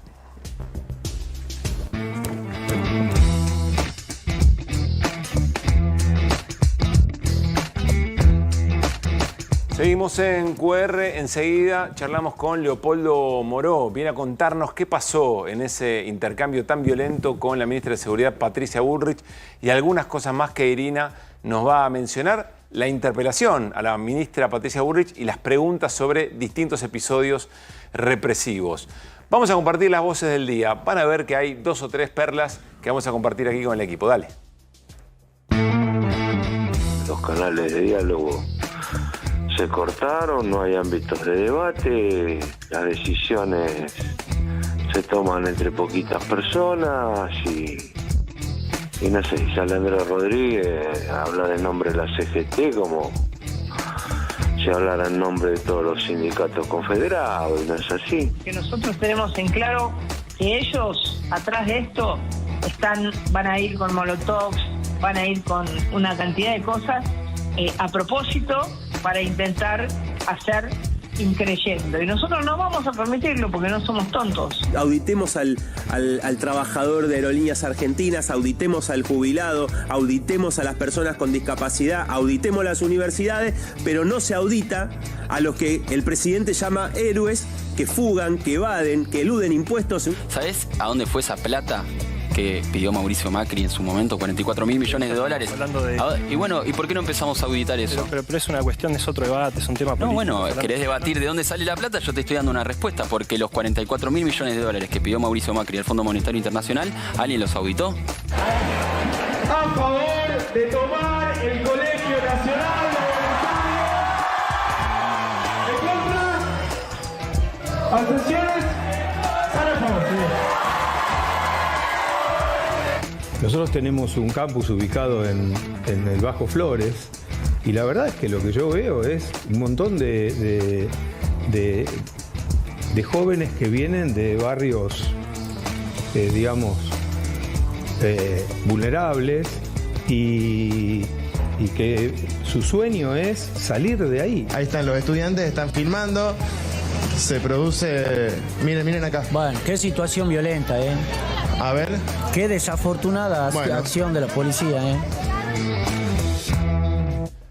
Me refería a eso puntualmente. Hubo en Caleta Olivia, si no me equivoco también, ingresaron fuerzas de seguridad a la universidad. Ustedes saben, la autonomía universitaria impide que ingresen fuerzas de seguridad sin una orden judicial. Lo de Tucumán es distinto porque era en la vía pública, pero sin embargo se dan episodios, una agresión también en la Universidad de Rosario a un joven. Bueno, pequeñas situaciones de violencia que se están dando en el marco de la pelea de los estudiantes que hay que seguir con mucho cuidado. Sobre todo por eso que venimos diciendo en QR que la violencia, aunque sea discursiva, permea en distintos sectores de la sociedad, sobre todo si son las más altas esferas del poder político las que las promueven. Bueno, Irina, a ver, contanos, enseguida se sienta Leopoldo Moró, contanos qué pasó ayer cuando la ministra de Seguridad, Patricia Bullrich, fue a la Comisión de Presupuesto y Hacienda y le hicieron varias preguntas sobre su desempeño. Por supuesto que Bullrich habló de lo que tenía que hablar, que era del presupuesto, que, bueno, para la cual no dio tampoco solventes explicaciones. Pero hubo un momento particular donde habló de lo que está hablando últimamente, que la tiene como protagonista, que tiene que ver con la política represiva. Hubo un momento particular donde se refirió al episodio de la niña de 10 años que fue gaseada por la policía, de lo que nos quedó cero duda de que fue gaseada por la policía, porque además están las imágenes, a pesar de que en su momento hubo una fuerte insistencia para adjudicarle este hecho a una persona, Hubo un a una video, mujer. un video trucho. Un video fake, que era una imagen tomada de lejos, para adjudicarle a una mujer cualquiera civil que le había tirado gas a esta nena. Escuchá lo que dijo Patricia Bullrich en la Cámara de Diputados. Dale.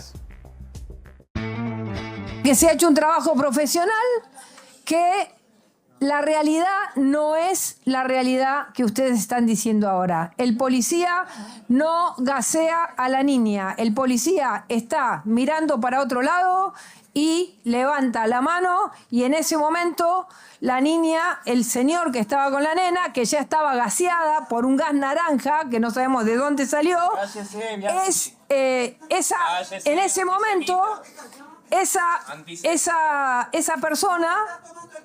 No, les estoy tomando el pelo. Está en la justicia va a decidir. Así que ustedes van a ver la verdad. O sea, la ministra insiste con la versión que ya fue desechada en su momento, Sí, a las horas. Insiste increíblemente, la verdad, porque la imagen está y el policía lo que hace es... ahí la estamos viendo. Eso es lo que estamos viendo. Bueno, le tira el gas directamente a la mamá y a la nena. ¿Pero se qué ve dice clarito. Bullrich? Ya estaba gaseada, dice. Ya había sido gaseada por el video anterior. No, dice como Vino que había un gaseado el gas Facu. naranja que tampoco se ve ni se verifica. De otra marcha estaba gaseada, ¿no? Recordemos que había sido la viceministra de Seguridad en Monteoliva la que había salido a decir en los medios que había existido un infiltrado que había gaseado a la chica. Después sale esta imagen. Burri, ¿te acordás que en primer momento hace como un reconocimiento? Es más, plantea que va a hacer una investigación interna sobre por qué ocurrió. Pero acá la Evidentemente pregunta de Irina versión. acá es por qué Bullrich hace esto que es tan evidente que no es como ella sostiene. Yo creo que es una estrategia esto, que insisten con conceptos falsos una y otra vez para que queden los conceptos falsos. Yo creo que es algo deliberado. Es lo mismo que hace Milei. Lo hacen todo el tiempo. Es la forma de instalar un discurso. Igual, déjame entender lo que está diciendo Irina, porque es grave. Déjame entender. Vos, Irina, lo que está diciendo es, en una reunión previa a la ida de la ministra a la comisión a dar explicaciones, en algún momento de esa reunión alguien dijo, mira, andá y vos decís que ya estaba gaseada, vos decís que el policía en realidad estaba tirando repelente para mosquitos y que pasaron las cosas de otra manera. ¿Esto es lo que está diciendo? Eso estoy diciendo. Y ella dice, está en la justicia. Sí, está en la justicia. Y además, después de esto, el abogado de la querella de la mamá y la niña, que es Gregorio Dalbón, salió a tuitear y después lo hizo, denunció por encubrimiento a Patricia Bullrich. Porque lo que está Recuerdo haciendo... que hablamos esa noche con el doctor Dalbón. Sí, bueno, claro. pero lo que te estoy diciendo ocurrió hoy. O sea, ayer tuitea Dalbón, después de escuchar a la ministra en la Cámara de Diputados, y hoy presentó una denuncia por encubrimiento, además reclamando que dónde está el fiscal Eduardo Tayano, que es el que tiene que investigar este episodio y poner la realidad sobre la mesa,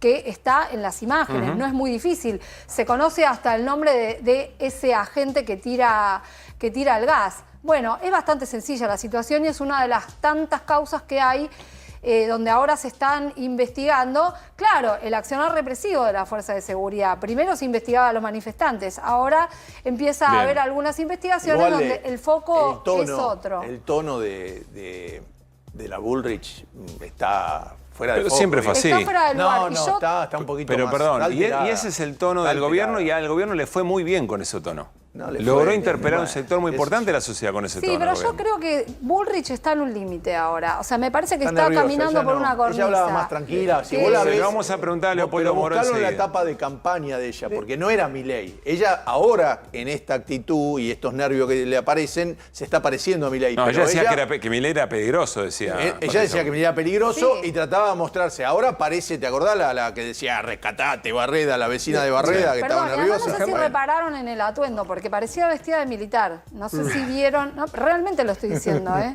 Tenía una chaqueta verde militar con una escarapela. Déjame agregar esto que vos decís, y sumo a lo que dice Iri.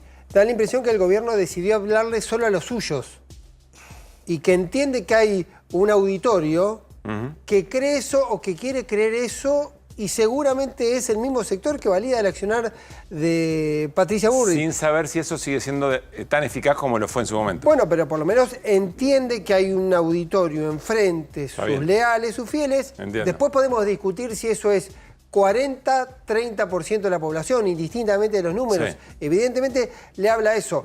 Lo que quiere decir también que renuncia en esa misma acción a buscar a otros Hablarle a interlocutores otros que no sectores. creen o que requieren otro argumento o que posiblemente te habían pedido que Bullrich admita que cometió un error Pero además, ese policía. en las últimas mediciones la daban a Bullrich y a Villarroel arriba de la imagen de Milei.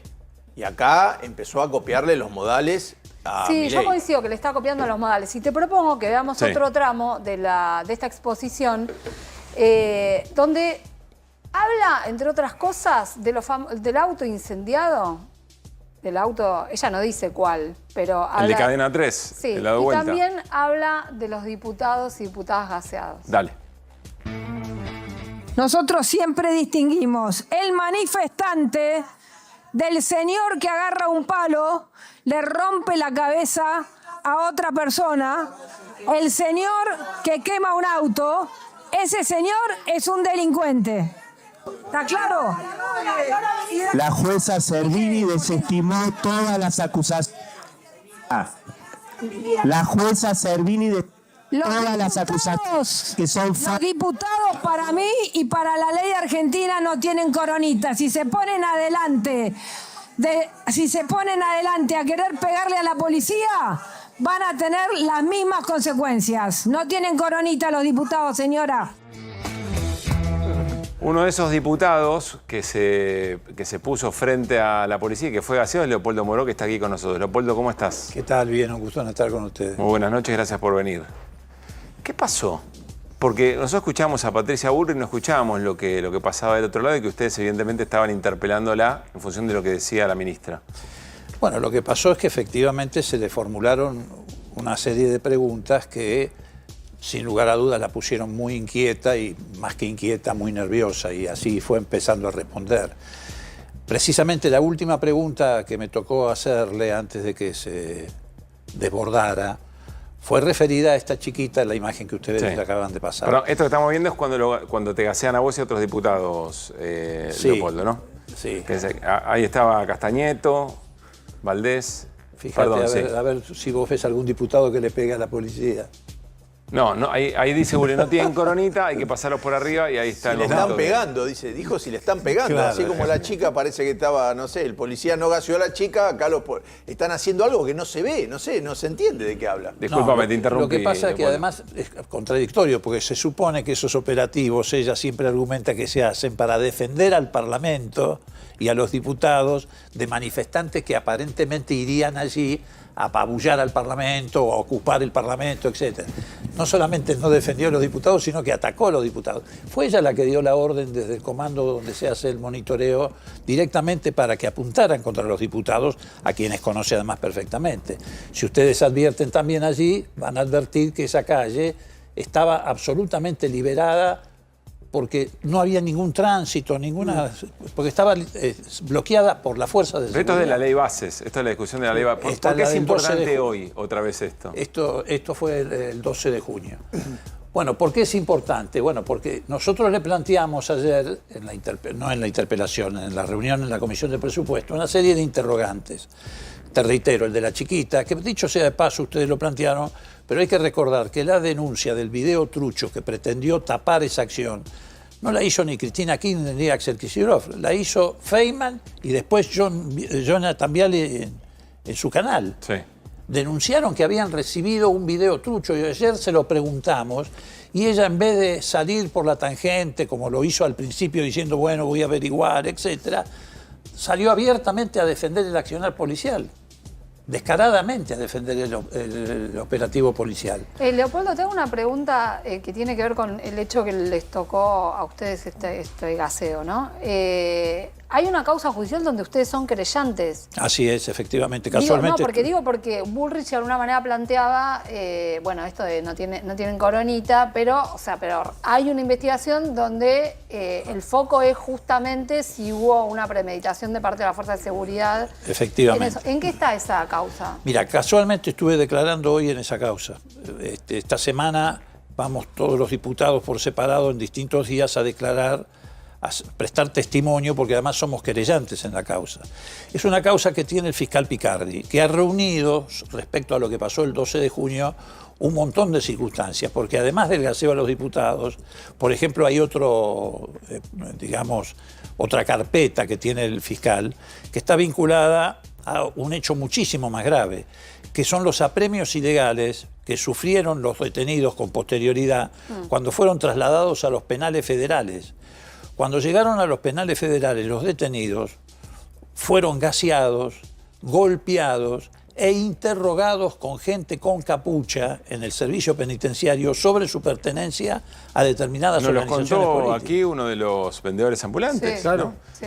Bueno, algunos de esos detenidos vinieron a la Comisión Bicameral de Inteligencia, nos formularon la denuncia, otros fueron contratados por el Comité Nacional de Prevención de la Tortura, que incluso llegó a obtener legajos que se habían abierto esa noche, donde dice que esta gente desarrollaba actividades criminales. Esto que te estoy contando no pasó nunca en democracia en 40 años. Todos los gobiernos en algún momento, alguna manifestación, tuvieron un detenido o con el pretexto de que se, enfrentaban la autoridad o una piedra, etc. Primero, no iba ninguno a cárceles federales, porque no son delitos federales, eran contravenciones. Pero que además hayan sido objeto de apremios ilegales, tortura, para decirlo en términos criollos, e interrogatorios sobre su pertenencia a tal o cual organización política, social, religiosa, nunca había pasado. Pasa ahora que el servicio penitenciario pasó a depender de Patricia Bullrich, porque Leopoldo, antes dependía de justicia. Ustedes le estaban haciendo esta interpelación a la ministra, vos decís, se pone nerviosa, se corre un poco de su rol, y en un momento pasa Mayores fuerte. Vamos a compartir el momento en que la ministra le habla directamente a Leopoldo Moró y le hace una acusación muy grave. Pará, nene, pará, Moró, pará, flaco, pará, a mí no me ataques, ¿eh? Conmigo no te la creas, pará un poquito, ¿eh? ¿Viste? ¿Quién habla? Cállate vos, cara dura. ¿Querés que te cuente la plata de Yabrán que pusiste, que cobraste vos acá? ¿Querés que te cuente la plata que cobraste de Yabrán, Moró? ¿Querés que te cuente? Yo era diputada cuando vos cobraste la plata de Yabrán, cara dura. Cuidado, ¿eh? Cuidadito. Cuidado. Bueno, ahora queremos escucharte, Leopoldo. Vos después haces un descargo, decís que vas a presentar 2 denuncias, ahora nos explicás un poco. Haces una referencia a todo el tema Yabrán Cavallo vinculado a las coimas IBM. Y después de esa presentación, de ese video que publica Leopoldo Moró, Patricia Bullrich vuelve, le contesta a Leopoldo Moró con esta respuesta. Dale. A ver si lo tenemos. Moró, tu discurso lo vas a tener que meter en el tacho de basura. Y te voy a decir por qué. Porque vos como diputado podés decir lo que vos querés y dijiste lo que vos querías insultando. ¿Sabes por qué? Porque tenés inmunidad parlamentaria. Nadie te puede llevar a la justicia mientras hablás en la Cámara de Diputados. Ahora, ¿qué descubrí? Descubrí que lo mismo le pasa a un ministro cuando va a la Cámara de Diputados, para igualar la capacidad de diálogo y equilibrarlo. ¿Y sabés en qué fallo fue este? Fue un fallo de la Corte Suprema de Justicia, donde justamente Yabrán, ese fue el que procesó a Cavallo por haberlo acusado de ser jefe de la mafia. Las mismas malas palabras que vos dijiste, los mismos insultos que vos dijiste que no se escucharon, pero que yo sí los escuché, te los vas a tener que guardar. Y tu denuncia al basurero. Bueno, esto en el barrio le dicen irse al mazo. ¿Cómo? O sea, esto en el barrio le dicen irse al mazo. ¿Por qué? Porque, ¿qué ha pasado acá? Se ve que la ministra desde anoche hasta hoy puso a trabajar a todo el mundo a ver dónde se encontraba algún precedente que la blindara con inmunidades que la Constitución no le da a los ministros. La inmunidad de los parlamentarios surge de la Constitución Nacional. Ella se puso a trabajar y encontraron un fallo de la Corte adicta, por supuesto, al menemismo, al que ella adhería con el mismo fanatismo que adhirió a Montonero, después adhirió a De la Rúa, después adhirió a Macri y ahora adhiera a Milei, encuentra un fallo para cubrirse, porque efectivamente yo hoy a la mañana me presenté en Comodoro Pi y hice 2 denuncias. Una de tono penal o de carácter penal, porque al final ustedes habrán visto ayer que ella me dice, tené cuidadito, cuidate. Dicho esto por un ciudadano común es una amenaza, pero dicho por quien tiene el monopolio, como es el caso de ella, de la violencia estatal, es muy grave. Porque es una amenaza, pero además es una coacción agravada, porque pretende impedir que yo desarrolle mi actividad como parlamentario. Pero además ¿Puedo hacer un punto ahí antes de la segunda denuncia? Tengo la sensación que estamos naturalizando tanto el discurso violento desde la política que lo que plantea Patricia, que vos tenés que hacer un esfuerzo para demostrarnos por qué es grave. Pero es como si fuera moneda corriente en el modo en que hoy se discute la política. Seguí, ¿cuál es la segunda denuncia? La segunda denuncia es de carácter civil, que también la presenté hoy, y que tiene que ver en relación a lo que ella dice de Yabrán y los supuestos pagos de Yabrán. Las dos ella dice que vos denuncias, recibiste una coima de Yabrán, que recibiste plata de Yabrán. ella dice textualmente eso. Entonces hay una denuncia penal y una denuncia de carácter civil por lesión al honor. Se ve que ella, después de que yo anuncié esto al mediodía y salí en un video, entró en desesperación, porque ella es consciente de que ha cometido 2 delitos. Y no sé cómo, seguramente colaboradores del Ministerio, encontraron este fallo de la Corte, que es un precedente jurisprudencial, pero que no tiene el valor que tiene los fueros que salen de la Constitución, porque yo puedo hasta cuestionar ese fallo de la Corte. Y yo voy a seguir adelante a pesar de lo que ella dice. En el segundo video no insiste con el tema de la coima o de la... No, ella se va al mazo. En el segundo video se va al mazo. Ayer, yo ayer estaba viendo Canal 13, el noticiero a última hora, y estaban diciendo, me asombró, ¿no? Porque después de QR. Pasaron sí, claro, cuando llegué a casa me puse, cuando repite este canal, repite otra cosa, me puse a ver el noticiero. Y estaban diciendo, pero me asombró, ¿no? Pasaron el video de Bullrich y dicen, perdóneme, si realmente supo de una coima de Yabrán en aquel momento, ¿por qué no lo ¿cómo dijo? no lo denunció? Decían, y yo me llamaba la atención que lo pusieron. Sentido común. El sentido común en ese noticiero. ¿Pero a qué se refería? No, ¿Por qué pasó, Yabrán aparece en la el escena? tema es así. En el año 95 se hace una interpelación a Cavallo en la Cámara por el tema del correo. Ustedes recuerdan que él venía enfrentado con Menem incluso por esa cuestión, y en el medio estaba Yabrán. La verdad es que yo aprovecho esa circunstancia porque yo tenía información sobre una coima gigantesca que llevaba adelante la empresa IBM en Argentina, sobre la informatización, no solamente del Banco Nación, sino del Banco de Santa Fe, Banco Provincia y la aduana con un sistema que se denominaba María. Entonces aprovecho esa interpelación que tuvo una gran repercusión, casi se transmitió en cadena, e introduzco ese tema. Y efectivamente explota una bomba. Cavallo, me acuerdo que se sacaba el pañuelo y transpiraba en la Cámara de Diputados, se lo pasaba por la pelada. Y además estaba acompañado de sus funcionarios, entre los que estaba el presidente del Banco Nación de ese entonces, Dadone. Bueno, para hacerla corta, efectivamente terminó en un procedimiento, en una causa judicial donde se comprobó que se había pagado la coima. No solo se comprobó, logramos un hecho que nunca más se repitió. Recuperamos toda la plata de la coima que estaba en bancos suizos depositadas. Algunos de los directores del banco fueron confesos y fue un hecho muy grave, porque terminó incluso con alguien aparentemente suicidado, que era el intermediario, uno de los 2 intermediarios en la coima de IBM, que aparece colgado en la ciudad universitaria de un árbol, sí, que aparece. Con un papel en la boca, signo bien mafioso, precisamente que hablaba de esto.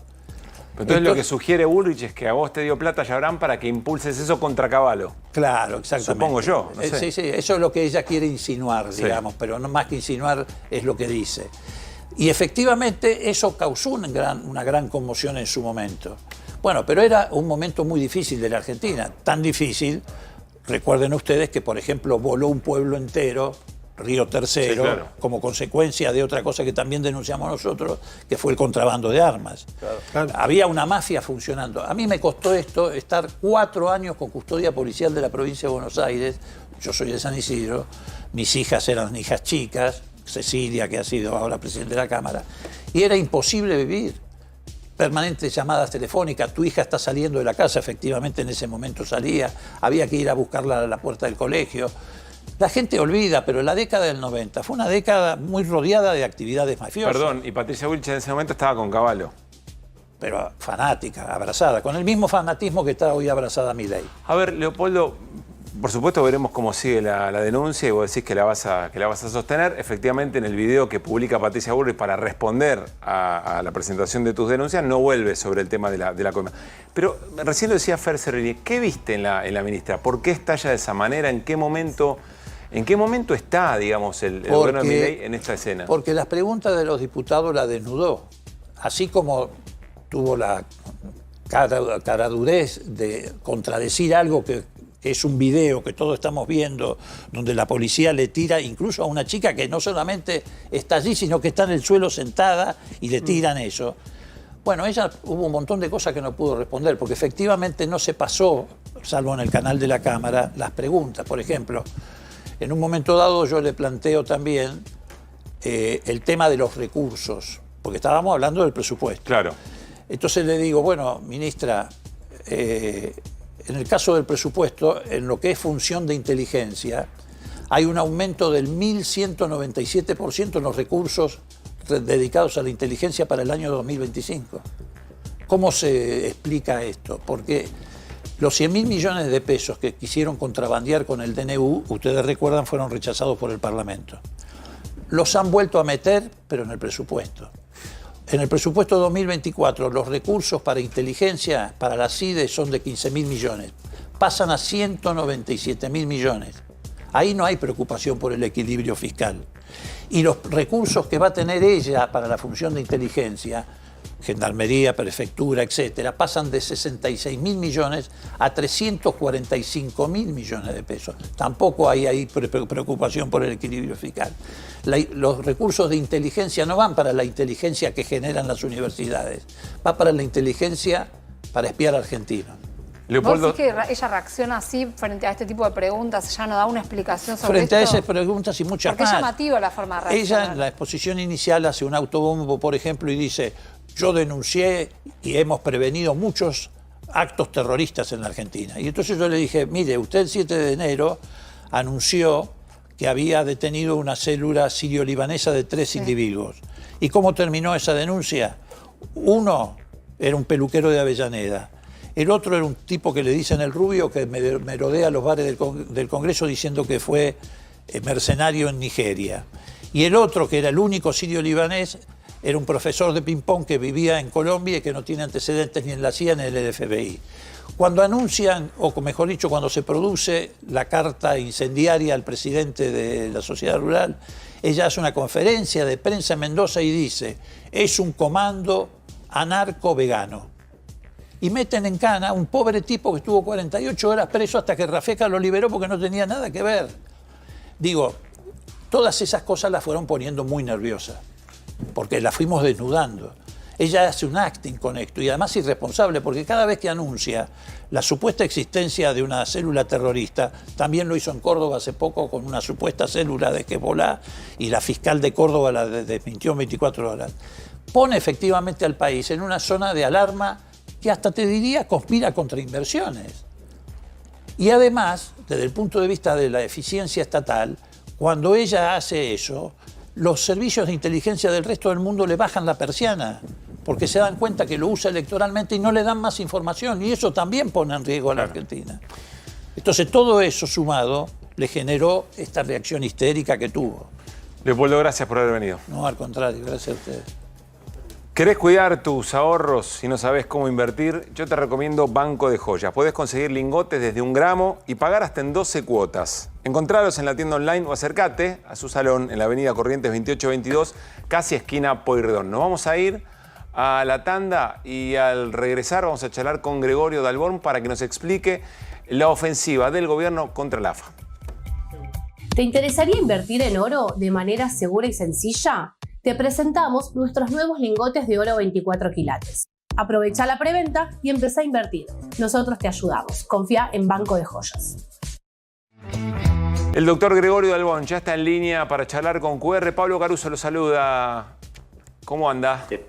¿Qué tal? ¿Cómo está? Buenas noches. Gracias, Gregorio. A ver, lo que sabemos de gobierno y AFA es que a través de la Inspección General de Justicia se quiso suspender la Asamblea de Renovación de Autoridades, que hoy eventualmente el Poder Judicial habilitó efectivamente eso y que mañana seguramente el Chiqui Tapia va a ser reelecto presidente de la AFA. Pero ¿qué hay por detrás de esta situación? Porque algunos dicen que el gobierno hasta se animaría a intervenir la AFA, Gregorio.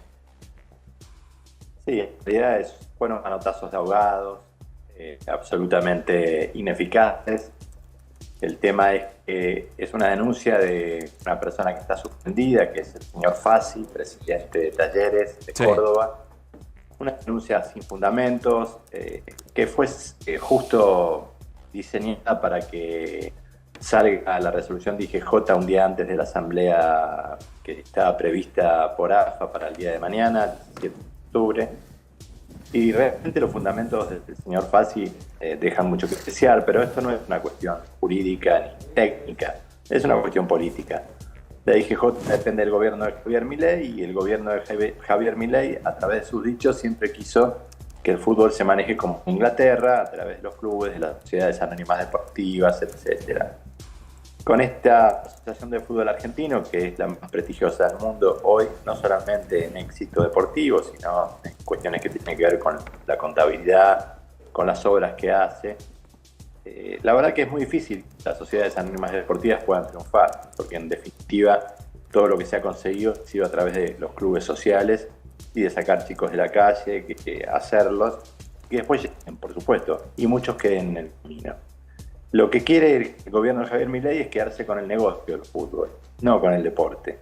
Y a eso apuntaron a través de un testaferro, podríamos llamarle, Mauricio Macri y Javier Milei como Fassi, que lo único que quiso fue desafiar a la AFA. Y cuando uno piensa, ¿no? Si están todos los clubes que tienen más de 10 millones de asociados, ¿no? Boca, River, y todos los demás de un lado, y solamente el señor Fassi del otro, es medio difícil que todos se equivoquen y que solamente Fassi tenga razón, ¿no? No, eventualmente la idea de libertad ahí parece como en jaque, porque si son los clubes que deciden en su representación llevar adelante determinado tipo de reglas y modo de funcionamiento, una intervención de estas características es como que limita esas facultades, ¿no?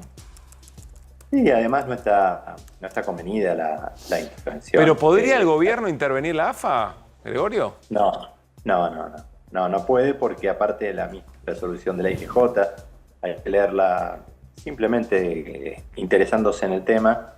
No dice que se suspende la asamblea ni que no se puede hacer, simplemente toca los puntos de la asamblea, de la orden del día. La asamblea se hace, la asamblea va a reelegir a Chiqui Tapia, la orden del día va a ser votada por unanimidad, porque además no hay una lista que confronte, es una lista única. En estos casos, no habiendo otra persona que quiera postularse para ser presidente de AFA, no va a haber ningún tipo de inconveniente. La intervención es una amenaza que hace el gobierno nacional en virtud de que no entienden que la Constitución Nacional dice que las resoluciones administrativas PJ, en este caso son apelables, y la sala que les corresponde es la Cámara Civil. La Cámara Civil es quien definitivamente, luego de 15 días que tiene la AFA para hacer su presentación de apelación, puede definir la situación. Y si la Cámara Civil hace un fallo que no le gusta al señor Fassi jurídicamente o a la AFA jurídicamente, hay un remedio que es el recurso extraordinario, y ahí sería la Corte Suprema de Justicia la que tomaría la decisión final sobre una resolución de IGJ que es política, no es técnica, y no tiene nada que ver con el derecho deportivo. Es una cuestión que quisieron hacer, un manotazo ahogado para tratarse de quedar con el negocio del fútbol, ¿no? Pablo. Dalbón, un argumento que se ha repetido en varios casos es como que se quiere anticipar la elección, ¿sí? Se quiere anticipar el mandato, anticipar la reelección de Tapia. Eso por un lado, a ver si técnicamente esto es así o no es así. Y la otra cuestión, usted enfoca al gobierno como una decisión política. ¿Están jugando también otros actores de la política en esta decisión contra la AFA? Sí, claro que Fassi es simplemente el brazo ejecutor de las ideas de Mauricio Macri y Javier Milei, que es la privatización absoluta y las sociedades anónimas deportivas. Ese es el negocio. Detrás de eso está Macri, ninguna duda. En ese sentido, ninguna duda. Con respecto a la anticipación de la elección de Tapia, antecedentes desde que existe la Asociación de Fútbol Argentino que se han anticipado elecciones por distintos motivos y nunca hubo problema, en tanto los asambleístas, es decir, los presidentes de los clubes lo permitan. La AFA es una asociación de fútbol asociado, la asociación del fútbol asociado, de fútbol asociado que aglutina a todas las asociaciones del fútbol, de todos los clubes, sean de primera, sean de ascenso, de todos. Si los asambleístas, es decir, las personas que pertenecen a la Asociación de Fútbol Argentino por ser asambleístas, por tener voz y voto, están de acuerdo, no hay ningún tipo de inconveniente, no hay ninguna cuestión en el estatuto de AFA que prohíba adelantar una elección. En su momento se adelantó por pandemia, en otro momento no se hacían elecciones cuando estaba Grondona, prácticamente era simplemente un trámite. Y ahora, claro, esto es lo que objetaba Fassi, ¿no? El adelantamiento de la elección. Sí, no, otras cosas también, irregularidades que no existen. La verdad que la Asociación de Fútbol Argentino tiene en obras y en lo que es lo contable, es una asociación modelo, es una de las asociaciones de fútbol mundiales más prestigiosas que existen, no por los resultados deportivos, sino que también por todo lo que ha hecho en el predio, con todo lo que ha hecho con los médicos, con los asesores, con respecto a la comida, a las dietas, al esparcimiento. Realmente si uno se pone a investigar lo que hizo la Asociación de Fútbol Argentino en pocos años, habría que analizar, estamos dentro de las mejores asociaciones de fútbol del mundo. Y realmente parece que este gobierno lo que funciona va y lo rompe. Con la AFA no va a poder, mañana Tapia va a ser reelecto y mañana los descensos no van a funcionar y se va a aprobar la orden del día por unanimidad. Eso es lo que va a suceder. Bien. Gregorio, gracias por este rato. Un gran abrazo. No, por favor. Hasta luego. Buenas noches. Vamos a repasar en breve unas definiciones del ministro de Economía, Luis Caputo, en IDEA. Pero antes, Irina, algo te preocupa que nos está señalando que pasó en la provincia de Santa Fe. Sí, hubo 5 detenidos en la provincia de Santa Fe vinculados con una protesta que había habido en la legislatura el 12 de septiembre, cuando se estaba discutiendo la reforma jubilatoria en la provincia.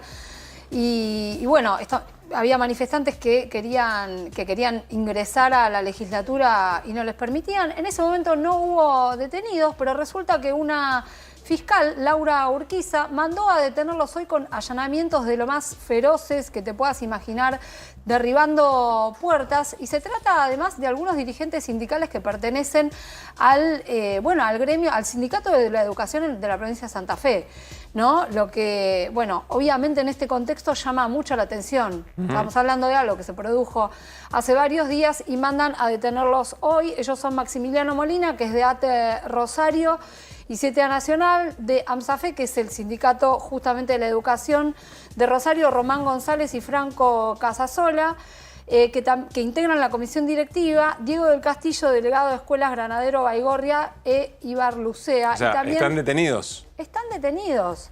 En la provincia de Santa Fe, el mecanismo acusatorio funciona de manera que la fiscalía tiene que hacer una imputación. ¿Vos no sabés por qué te detienen? Sí. O sea, ¿qué te imputan? En realidad deberías saber por qué te detienen, porque deberían, sí, claro. O sea, debería suceder eso. Claro. Es más, debería haber habido una citación a indagatoria en este caso, o a lo que allá se llama audiencia imputativa. Bueno, no hubo nada de eso. Hubo allanamientos de lo más violentos, que además fueron denunciados por organismos de derechos humanos en la provincia, por los propios sindicatos, por varios dirigentes políticos también. Mañana van a tener una audiencia imputativa. Lo que estamos viendo ahora es, lo que pasó en la legislatura ese día. El día en que se aprobó la reforma previsional y los inconvenientes que hubieron afuera, digamos, sí, ¿no? exactamente. Bueno, recién mañana algo muy poco habitual en la provincia de Santa Fe. Es poco habitual, pero también, acá el problema era que no los dejaban presenciar la sesión, ¿no?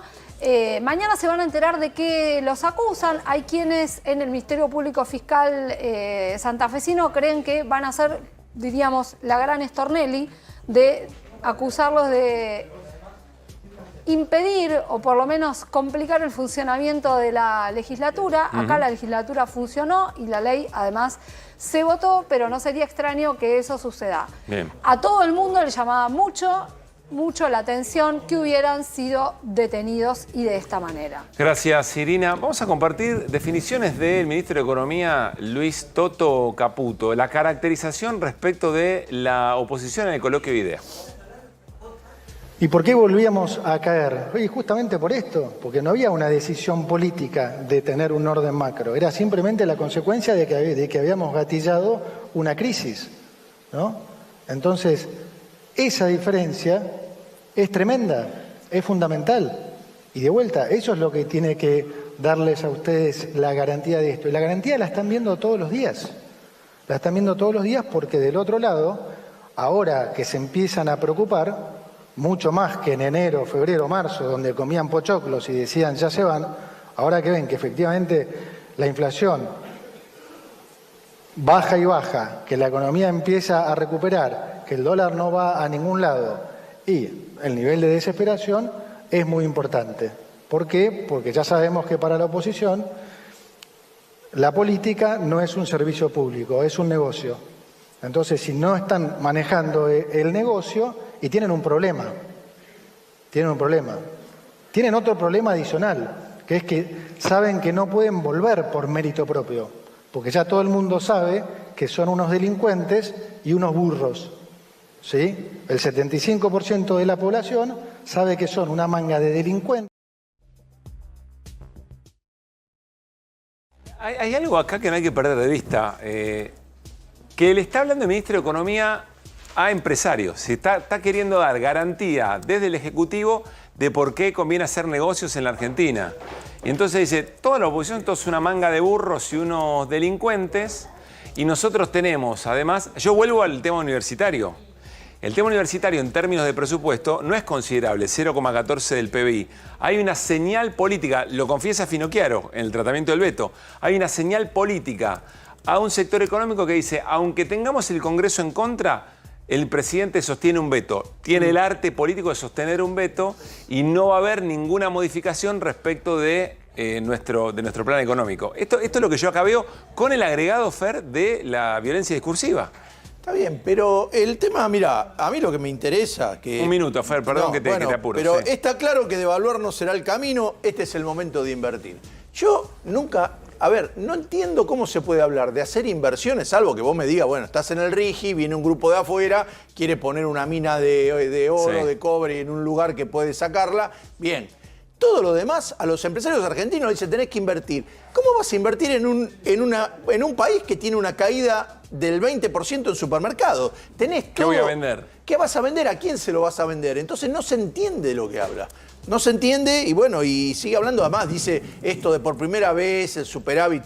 Recordemos que todos los años de Néstor y la mitad del primer gobierno de Cristina hubo superávit acá, superávit gemelos y se recaudaba. Bueno, y sostiene que la inflación sigue bajando. Y con un país donde crecía el PBI, ¿por qué él está manteniendo estos superávit en base a destrozar el PBI? Entonces, bueno, realmente es muy poco sólido lo de Caputo. Alguien hoy me decía, ¿qué sentido tiene un buen desempeño macroeconómico si la gente de ese país, no, con pero esos que buenos números no es si la un buen gente vive desempeño. mal? No es un buen desempeño macroeconómico. ¿De qué sirve un número supuestamente positivo? Yo te digo, yo fabrico 100 ollas, paso a fabricar 90 pero no tengo deuda. Está bien, pero fabricaste 10 ollas menos. Acá tiene todos los números mal. Gracias, Fer, gracias, Siri, Pablo Ibáñez. Nos vamos a reencontrar mañana en QR. Por supuesto, nos despedimos con las voces del día. Ya viene Babi Echecopar para hacer Basta Babi en A24. Pasen bien.